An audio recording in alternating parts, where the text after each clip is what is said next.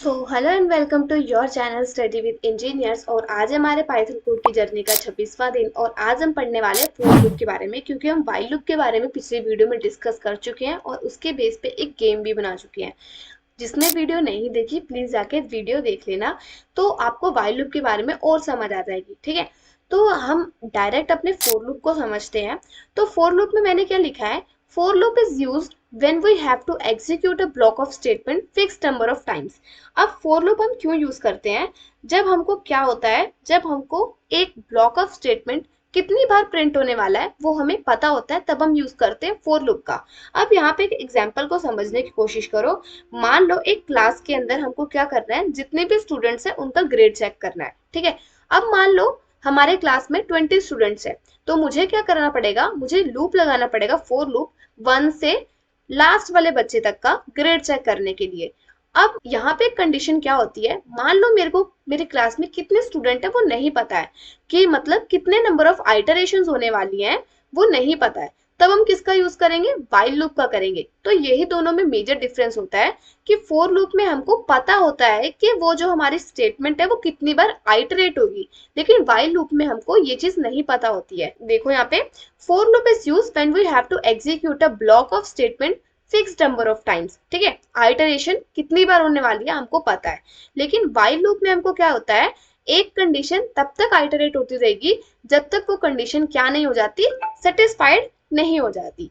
ठीक है, तो यही होता है while loop का और for loop का डिफरेंस। अब यहाँ पे हम क्या करते हैं, प्रैक्टिकली देख लेते हैं while loop और for loop है क्या। अब while loop में हम क्या करते थे, जब भी हमको सेट ऑफ स्टेटमेंट को क्या करना होता था, प्रिंट करवाना होता था, तब हम एक काउंटर वैल्यू लेते थे, शुरुआत में इनिशियलाइज करते थे कि जो मेरा ये वाला वैल्यू होगा वो 0 से स्टार्ट होगा या 1 से स्टार्ट होगा, और वो क्या होता रहेगा, जैसे जैसे लूप मेरा वर्क करेगा तो वो इंक्रीमेंट होता रहेगा। ठीक है, इंक्रीमेंट होता रहेगा। तो यहाँ पे थोड़ी चीज समझने की कोशिश करो। मान लो मेरे पास एक लिस्ट है, अब मैं एक फ्रूट्स की लिस्ट ले लेती हूँ। मान लो मेरे पास फ्रूट्स की एक लिस्ट है, यहाँ पे मैं अपने फ्रूट्स को एंटर कर देती हूँ। ठीक है, यहाँ पे मैंने 4 फ्रूट्स को एंटर कर दिया है।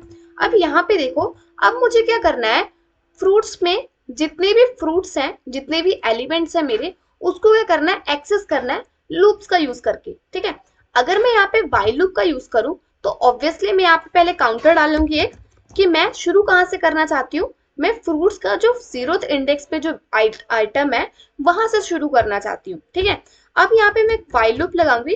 अब मेरी कंडीशन जाएगी कहाँ से कहाँ तक, जो मेरी फ्रूट्स की जो मैंने शुरू किया है 0 से लेकर जाएगी कहाँ तक, जितना ये लेंथ है मेरा लिस्ट का वहां तक जाएगी।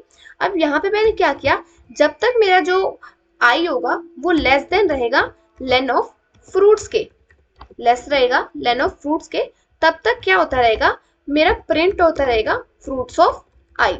अब ये फ्रूट्स ऑफ आई मैंने यहाँ पे क्यों लिखा है, क्योंकि मैंने आपको लिस्ट वाली वीडियो में भी बताया था कि हम लिस्ट के सिंगल सिंगल आइटम्स को क्या कर सकते हैं, एक्सेस कर सकते हैं। तो सेम मैंने वही यूज किया है, और जैसे जैसे मेरे लिए लूप चलती जाएगी मेरी जो आई की वैल्यू होगी वो क्या होती जाएगी, इंक्रीमेंट होती जाएगी। ठीक है, यहाँ पे मैंने इसको रन किया तो देखो 1 बाय 1 क्या होगा, जितनी भी आइटम्स होंगी मेरी लिस्ट के अंदर वो क्या होती जाएंगी, प्रिंट होती जाएंगी। अब यहाँ पे अपना खुद लॉजिक लगाकर देखो, यहाँ पे मेरी आई की वैल्यू 0 थी, यहाँ पे इसने सेकंड कंडीशन चेक की कि 0 is less then lane of fruits. अब लेन ऑफ फ्रूट्स कितना है, 1 2 3 4, यहाँ पे मेरी फ्रूट्स की लेंथ कितनी है 4, तो ऑब्वियसली 0 इज लेस देन 4, मेरा जो कंडीशन हुआ वो ट्रू हुआ, तो प्रिंट क्या किया उसने, फ्रूट्स ऑफ आई। अब फ्रूट्स ऑफ आई यानी कि फ्रूट्स ऑफ 0th इंडेक्स पे क्या है मेरा, बनाना। ठीक है, तो बनाना क्या हो गया, प्रिंट हो गया। अगेन मेरी इंक्रीमेंट की वजह से आई की वैल्यू अब 1 हो गई, तो 1 इज लेस देन 4, फिर से फ्रूट्स ऑफ 1 एप्पल, फिर से इंक्रीमेंट हुई, होके हो गई 2, अब फ्रूट्स ऑफ 2 गुआवा, फिर प्रिंट हुआ, फिर से अब वैल्यू क्या हो गई 3 पे क्या है मेरा, मैंगो, ट्रू हो गई। अब यहाँ पे आई की वैल्यू क्या आ गई 4, अब 4 इज लेस देन 4, ये कंडीशन यहाँ पे फॉल्स हो गई, तो मेरी जो कंडीशन थी व्हाइल लूप की वो फॉल्स हो चुकी है, इसलिए मेरा ये लूप क्या हुआ, ब्रेक हो गया। ठीक है, इस तरीके से क्या किया, मेरा व्हाइल लूप काम किया। अगर मैं यहाँ पे फोर लूप का यूज करके देखूं तो मैं यहाँ इसको पूरी स्टेटमेंट को क्या कर देती हूँ, कमेंट आउट करती हूँ, यहाँ पे फोर लूप का यूज करके देखते हैं।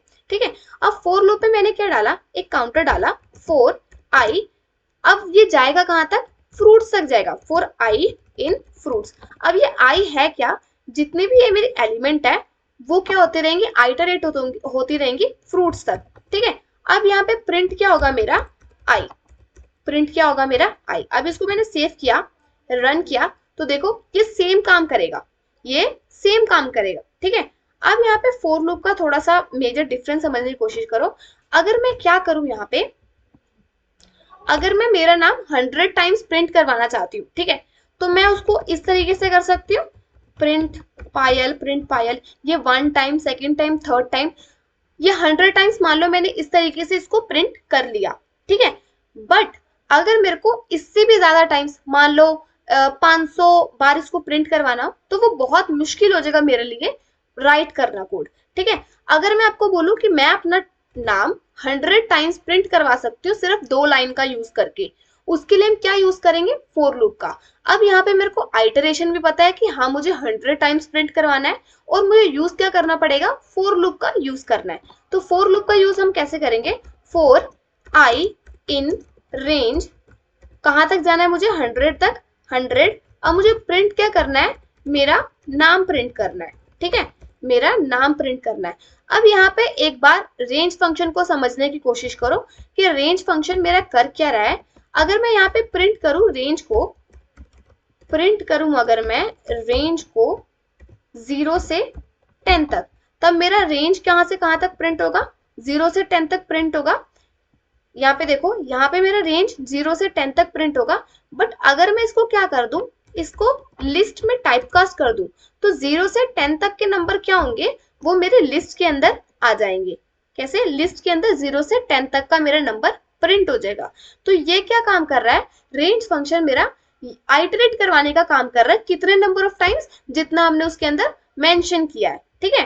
अब यहाँ पे देखो, मैंने क्या बोला कि मेरा नाम मुझे 100 टाइम्स प्रिंट करवाना है, ठीक है, सिर्फ 2 लाइन का यूज करके। तो मैंने यहाँ पे फोर लूप का यूज किया।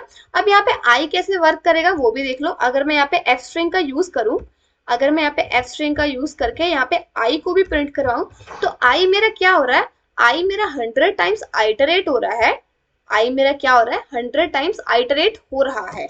और मेरा नाम कितनी बार प्रिंट होगा, 100 टाइम्स प्रिंट होगा। इसको मैंने सेव किया, तो यहाँ पे देखो अब मेरा नाम क्या होगा, 100 टाइम्स क्या होगा, प्रिंट होगा। अब ये 100 टाइम्स क्यों नहीं हुआ, क्योंकि रेंज फंक्शन n से लेके, सॉरी 1 से लेके कहां तक चलता है, 1 से नहीं, जहां से हमने इनिशियलाइज किया है, 0 से लेकर n-1 तक चलता है, ठीक है, n-1 तक।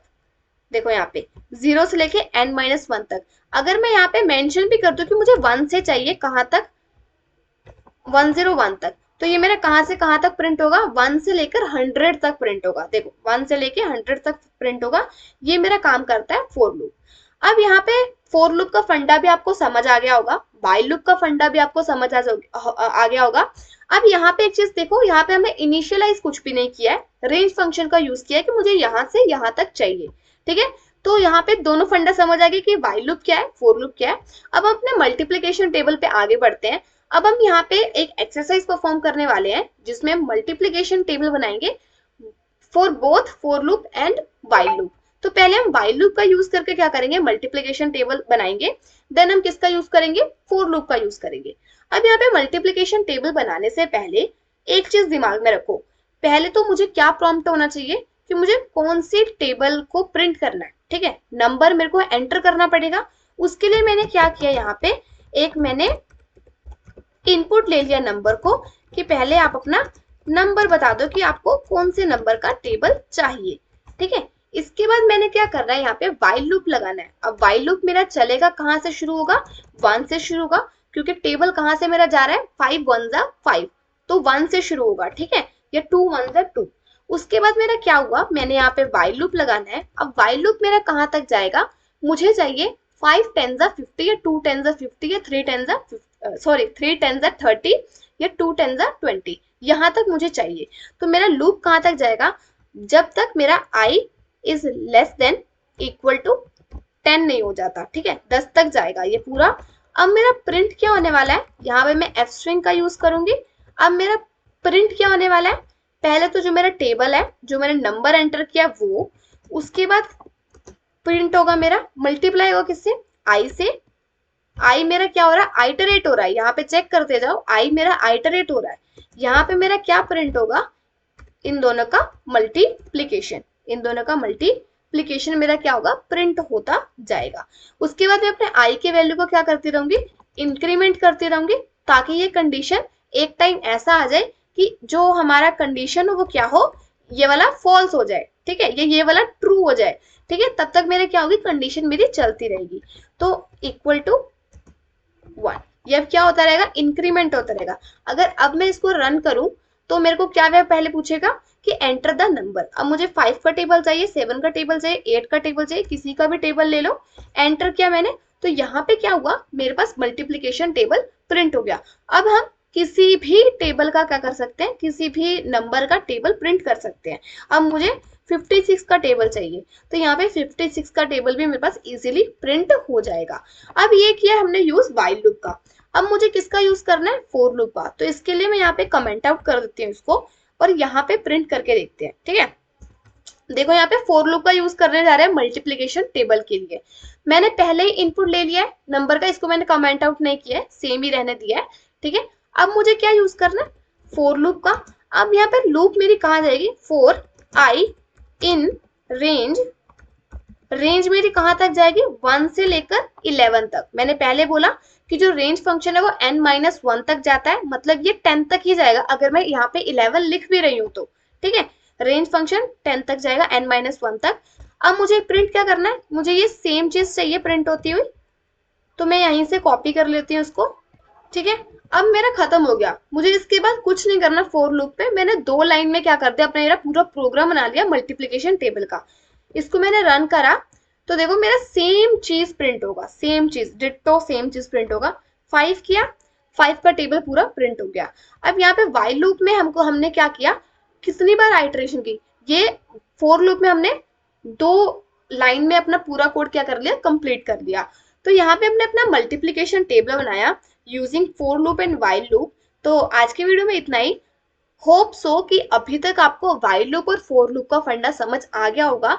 अगर नहीं भी समझ आया तो हमने आने वाले वीडियो में क्या करेंगे, प्रोजेक्ट पे काम कर लेंगे एक, जो कि व्हाइल लूप और फोर लूप पे बेस्ड होगा, ठीक है। तो बिल्कुल भी टेंशन मत लो, आज की वीडियो में इतना ही। Thank you.